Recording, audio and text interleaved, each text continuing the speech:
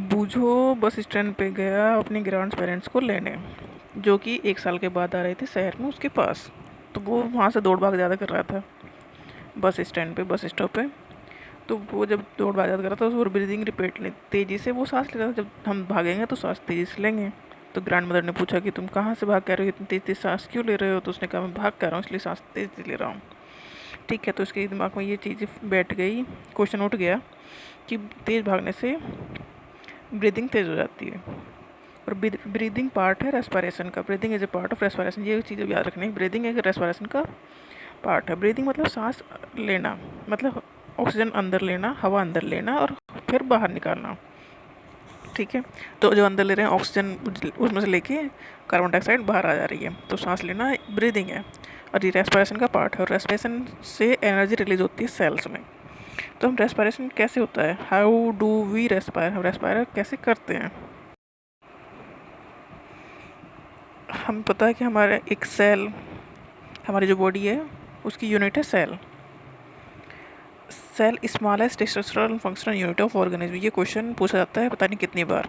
तो सेल है ये किसकी स्ट्रक्चरल एंड फंक्शनल यूनिट है? ऑर्गेनिज्म की। ठीक है, हर एक सेल का अपना अपना काम होता है। जैसे न्यूट्रिशन है किसी का ट्रांसपोर्ट है, किसी का एक्सक्रीशन, किसी का रिप्रोडक्शन। हर सेल से मिलके हमारी बॉडी बनी है, तो हर सेल का काम डिफरेंट है।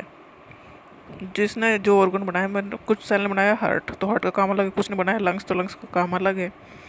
कुछ ने बनाया लीवर, तो लीवर का काम अलग है।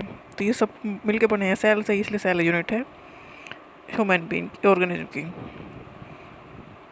तो ये सारे काम करने के लिए, जो सारे काम हो रहे हैं उसके लिए एनर्जी चाहिए। एनर्जी सेल्स में आएगी कहाँ से? जो फूड हम ले रहे हैं, व्हेन वी ईटिंग, स्लीपिंग, मतलब हर काम करने के लिए हमें एनर्जी चाहिए। एनर्जी मिल रही है रेस्पिरेशन से। रेस्पिरेशन में मतलब जो हम फूड ले रहे हैं उससे एनर्जी रिलीज हो रही है। ठीक है, हम जो खाना खा रहे हैं उसमें ऑक्सीजन उस फूड को तोड़ रहा है और एनर्जी रिलीज हो रही है। ठीक है, ऑक्सीजन हम ले रहे हैं ब्रीदिंग से। जब हम ब्रीथ करते हैं तो ऑक्सीजन अंदर जाती है, ऑक्सीजन फूड को सेल में जाती है, और सेल में से वो फूड जो हमने लिया है स्टोर है उसे तोड़ता है और एनर्जी रिलीज करता है।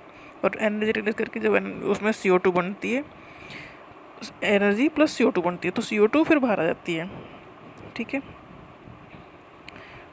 हाँ, the food has stored energy. हर सेल में फूड स्टोर्ड रहता है, एंड फूड में एनर्जी स्टोर है, और फूड है स्टोर हर एक सेल में। और वहाँ तक जानी चाहिए ऑक्सीजन, और ऑक्सीजन जाएगी ब्रीदिंग से।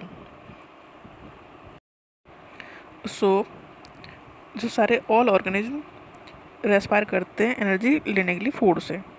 During breathing we breathe in air, और एयर में है ऑक्सीजन। ब्रीदिंग में एयर हमने अंदर ली, नाक से हमने सांस ली, तो उसमें गई ऑक्सीजन।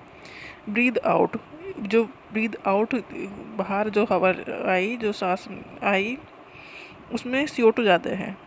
ठीक है, क्योंकि वो अंदर से आई है, अंदर CO2 बनी है। क्यों? जब रेस्पिरेशन हुआ है, जब फूड को एनर्जी में कन्वर्ट किया गया है, तो CO2 बनी है। Air, the air we breathe in it's transported to all part. जो हमने एयर ली है नाक के थ्रू जो गई है, वो सारे पार्ट में ट्रांसपोर्ट हो गई है। पहले लंग्स में गई, लंग्स से सारे सारे पार्ट में गई है। तो इस in the cell oxygen, in the help oxygen की हेल्प से फूड को तोड़ा गया। The process of break down of food in the cell with the release of energy. Cellular respiration, cellular respiration मतलब सेल के अंदर ऑक्सीजन की presence में फूड को तोड़ना, सेलुलर रेस्पिरेशन है।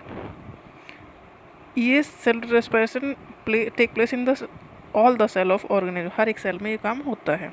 ठीक है, in the cell the food जो है glucose is break down into, food जो ब्रेक डाउन होता है, जैसे जो सेल में जो फूड है वो टूट ऑक्सीजन के साथ मिलके वो टूटता है CO2 में और वाटर में प्लस एनर्जी में। तो CO2 बाहर आ गई, जैसे ऑक्सीजन अंदर गई तो CO2 बाहर आ गई।